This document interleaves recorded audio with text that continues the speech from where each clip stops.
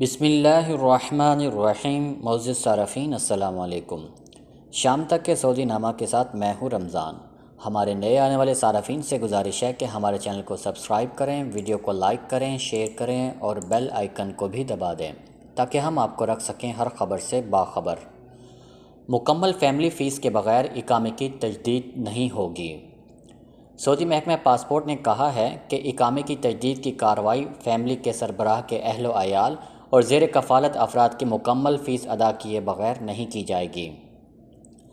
آجل web site کے مطابق محکمہ پاسپورٹ نے ٹویٹر کے اپنے اکاؤنٹ پر بتایا ہے کہ جو لوگ یہ سمجھ رہے ہیں کہ فیملی سمیت ان کے اقامے میں 3 ماہ کی توسیع شاہی فرمان کی تعمیل میں فیس لیے بغیر کر دی گئی تھی اور 27 ذی-القعدہ کو توسیع کا دورانیہ ختم ہو رہا ہے تو انہیں آئندہ 9 ماہ کی ہی فیس ادا کرنی ہوگی۔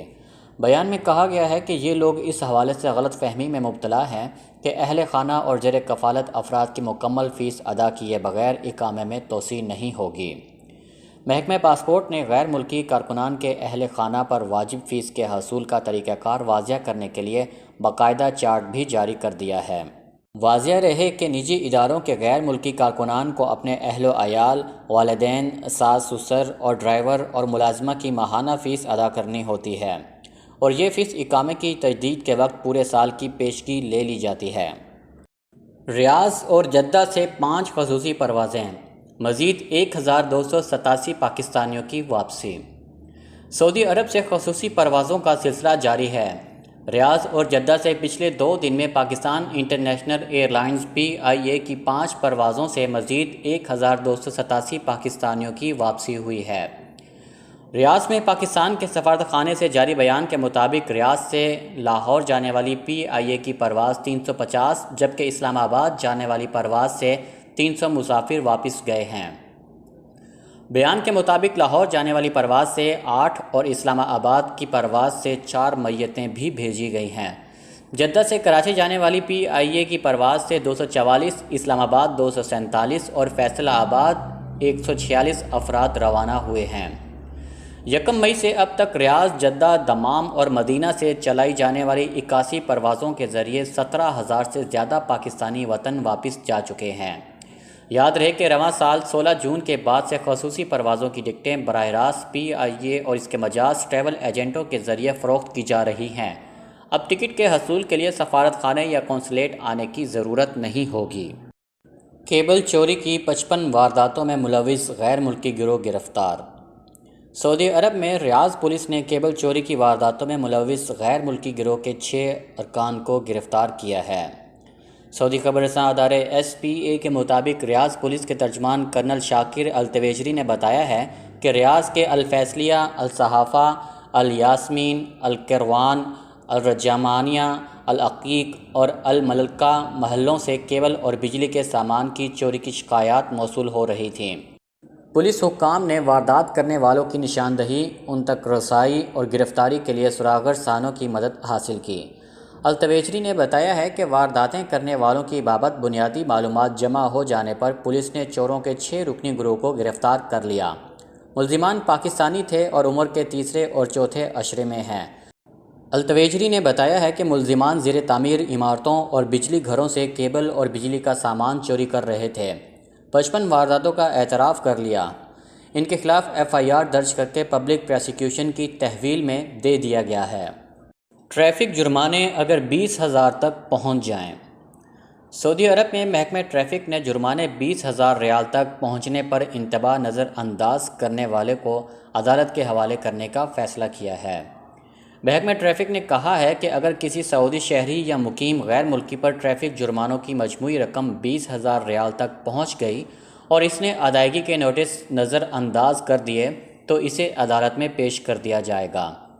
اخبار 24 کے مطابق محکمہ ٹریفک نے بیان میں کہا ہے کہ 20,000 ریال تک جرمانے والے ڈرائیور کو نہ صرف یہ کہ عدالت میں حاضر کیا جائے گا بلکہ اس کی ٹریفک خدمات بھی معطل کر دی جائیں گی۔ محکمہ ٹریفک کا کہنا ہے کہ قانون ٹریفک کی دفعہ 75 کی شق 3 میں یہ دونوں باتیں درج ہیں۔ قانون مذکور کی شق 3 میں تحریر ہے کہ اگر کسی ڈرائیور پر ٹریفک جرمانے 20,000 ریال تک جمع ہو جائیں یا 20,000 ریال کی حد عبور کر جائیں تو ایسی صورت میں اسے کسی بھی معتبر ذریعے سے متنبع کیا جائے گا۔ قانون میں یہ بھی تحریر ہے کہ اگر کسی ڈرائیور نے جرمانوں کی ادائیگی کی اطلاع ملنے پر 6 ماہ گزار دیے تو ایسی صورت میں اسے 30 روزہ تنبیہ جاری کی جائے گی۔ اس سے کہا جائے گا کہ اگر 30 دن کے اندر جرمانے جمع نہ کیے گئے تو کیس ٹریفک عدالت میں بھیج دیا جائے گا اور جرمانے ادا نہ کرنے تک اسے ٹریفک خدمات سے محروم کر دیا جائے گا۔ کورونا صحت یاب افراد کی تعداد میں اضافہ۔ خلیجی ممالک میں نئے کورونا وائرس سے صحت یاب افراد کی تعداد مسلسل بڑھنے لگی۔ بحرین نے وائرس سے نمٹنے کے لیے نئے اقدامات کا اعلان کیا ہے۔ الشرق الاوسط کے مطابق بحرینی کابینہ نے ہفتہ روز اجلاس کے موقع پر کہا ہے کہ جولائی سے 3 ماہ تک تمام شہریوں کے مکانات کے بجلی اور پانی کے بل حکومت ہی ادا کرے گی۔ بحرینی وزارت صحت کے مطابق کورونا وائرس سے 736 متاثرین صحت یاب ہو گئے ہیں۔ 24 گھنٹے کے دوران 7274 افراد کا کورونا ٹیسٹ لیا گیا۔ 438 نئے کیسز رپورٹ ہوئے جبکہ صحت یاب افراد کی کل تعداد 20,517 تک پہنچ گئی ہے۔ بحرینی وزارت صحت نے یہ بھی بتایا ہے کہ کورونا کے 74 کیسز ایکٹیو ہیں۔ ان میں سے 41 انتہائی نگہداشت کے شعبے میں زیر علاج ہیں جبکہ 5,064 کی حالت خطرے سے باہر ہے۔ سعودی عرب میں متاثرین کی کل تعداد 1,86,436 تک پہنچ گئی ہے۔ ان میں سے 57,719 ایکٹیو کیسز ہیں جبکہ 2,285 کی حالت نازک ہے۔ ترجمان نے کہا ہے کہ وائرس سے شفا پانے والوں کی کل تعداد 1,27,118 ہو گئی ہے۔ ملک میں وائرس سے اب تک مرنے والوں کی تعداد 1,599 ریکارڈ کی گئی ہے۔ کویت کا کہنا ہے کہ اس کے یہاں کورونا وائرس سے شفا پانے والوں کی کل تعداد 36,313 ہو گئی ہے۔ متاثرین کی کل تعداد 45,524 اور مرنے والوں کی کل تعداد 350 ہے۔ سلطنت عمان میں متاثرین کی کل تعداد 39,060 ہو گئی اور شفا یاب افراد کی کل تعداد 22,422 ہو چکی ہے۔